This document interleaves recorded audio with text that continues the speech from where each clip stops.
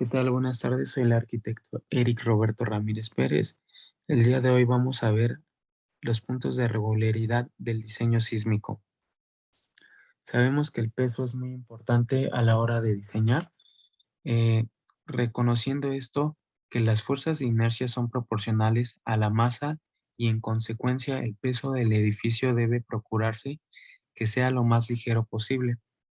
Por ejemplo, aquí tenemos este edificio que tiene un voladizo y tiene dos plantas, por lo cual esta parte del edificio es más pesada que la base.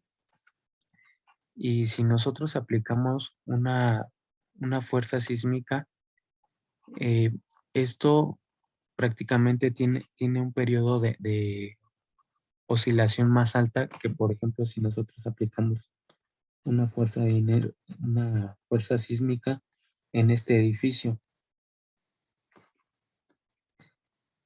Sabiendo esto, la fuerza que aplicamos, en este caso la fuerza sísmica, es igual a la masa o la aceleración. Si nosotros tenemos más masa, tenemos más aceleración, por lo cual tenemos un periodo más alto de vibración en los edificios.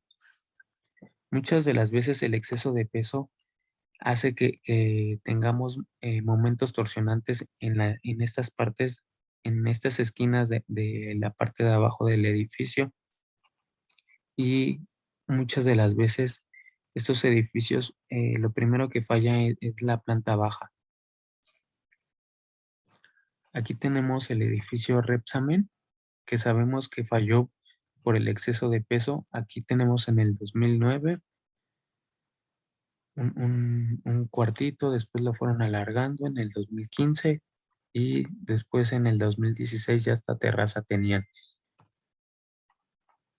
Y sabemos que fue por el exceso de peso porque colapsó primero la planta baja. Los apéndices, muchas de las veces, si nosotros ponemos cosas muy pesadas en la parte de arriba, eso sirve como apéndice que tiene una resonancia más alta que cualquier parte de la estructura. ¿Por qué? Porque tenemos más peso en la parte de arriba. Esto es lo que no se debe de hacer en los edificios, poner cosas muy pesadas en la parte de arriba porque va a tener mayor vibración. Esto es lo correcto.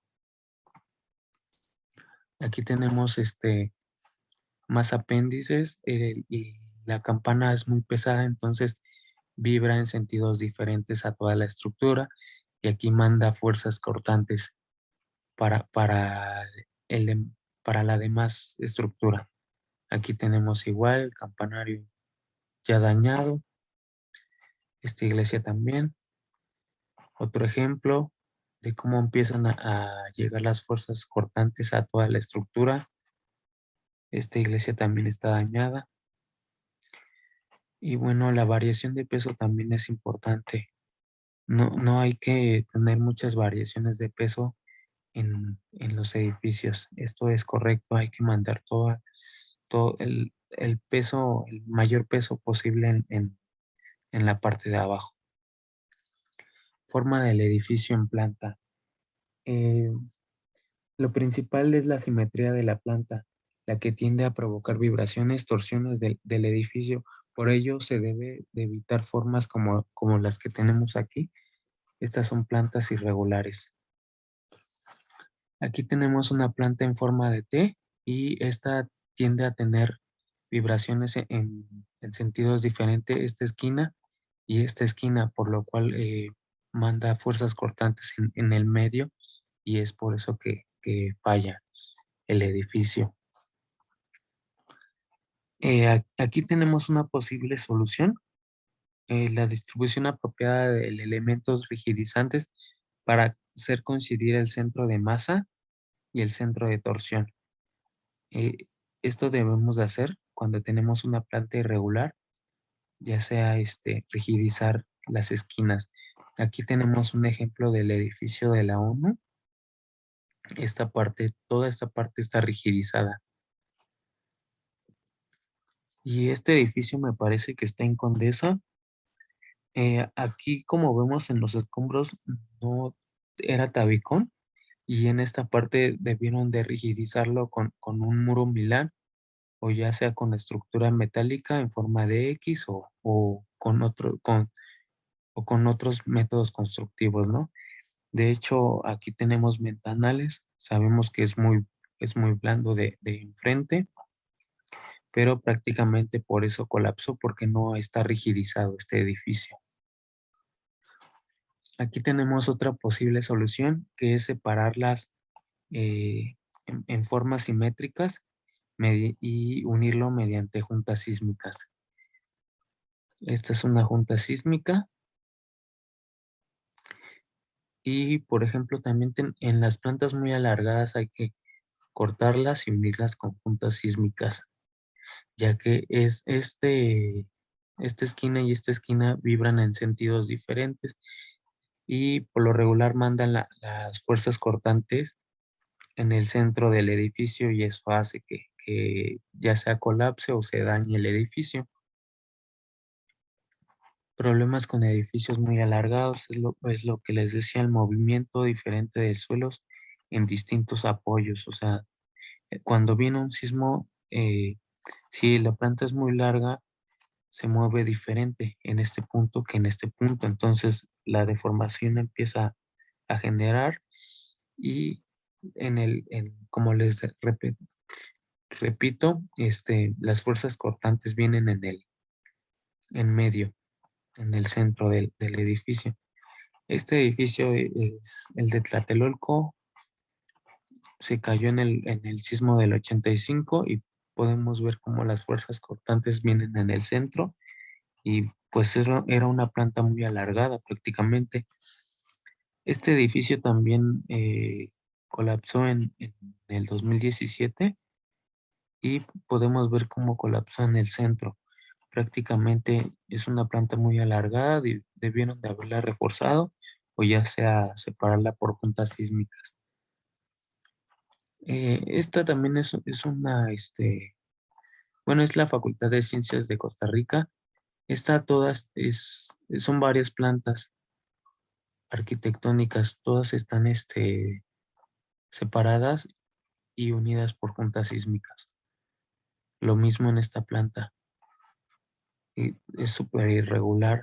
Está en España y está separada y unida con juntas sísmicas. Eh, este tipo de plantas, por ejemplo, muchas de las veces cuando son edificios, les dejan este hueco ya sea para que entre sol o pasen las instalaciones, ya sean sanitarias, de gas, eléctricas o de agua, y para que les dé un poco de ventilación y luz. Pero lo que debemos de hacer es unirlo con vigas de ligue para que toda la planta sea regular. Como podemos ver, estas son las vigas de ligue para que el edificio sea más cuadrado y tenga un mejor comportamiento sísmico. Este edificio también se encuentra en Tlalpan. Este edificio es como forma de H. Lo que debieron de hacer es ponerle viga de ligue o ya sea reforzar rigidizar esta parte, pero pues no lo hicieron y prácticamente se dañaron todas las paredes. Zona de concentración de esfuerzos cortantes es en la mera esquina, ya sea que en estas plantas vibra en sentidos diferentes y toda la fuerza se concentra en el centro. Otra posible solución en plantas de cruz, hay que separarlas y unirla con juntas sísmicas o ya sea rigidizar todos los extremos de las alas y las esquinas. También el área o vano eh, entre el área de planta debe de ser mayor a 0.5. Por ejemplo, estas plantas se utilizaban mucho antes, como podemos ver en esta imagen, ya que tenían sus jardines en el centro, pero prácticamente el vano o el jardín era más grande que toda la planta arquitectónica. Entonces, de los 78 edificios que colapsaron en 1985 en el centro histórico, la mayoría tenía estas características. Lo que tenemos que hacer es reforzar las esquinas para que no porque prácticamente esta parte es muy débil. Forma del edificio en elevación. Pues mira, no vamos a entrar ahorita en las fórmulas porque si no sería muy aburrido. Y bueno, estas son las soluciones.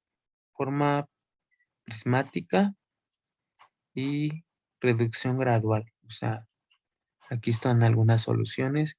Y bueno, como vibraría mucho esta parte, pues hay que rigidizarlo, ¿no? Todo. Forma prismática, reducción gradual, manobras y rigidización de zona superior. Toda esta parte está rigidizada. La separación de edificios adyacentes para evitar los choques. Hay que separar aquí en la Ciudad de México, mínimo hay que dejar 10 centímetros de separación de entre casa, pero la fórmula cambia si el edificio es bastante alto. Hay que dejar más de separación porque entre más alto, más oscilación tiene un edificio al momento de que nos llega un sismo. Por ejemplo, en este edificio, como no dejaron mucha separación, siempre el edificio más pequeño va a tirar al más grande porque está más rígido. Entonces, al golpear esta parte, pues se cayó el primer nivel. Y bueno, por el momento sería todo, ya que después nos adentraremos más en el tema, ya que es un tema muy extenso y que tengan un excelente día.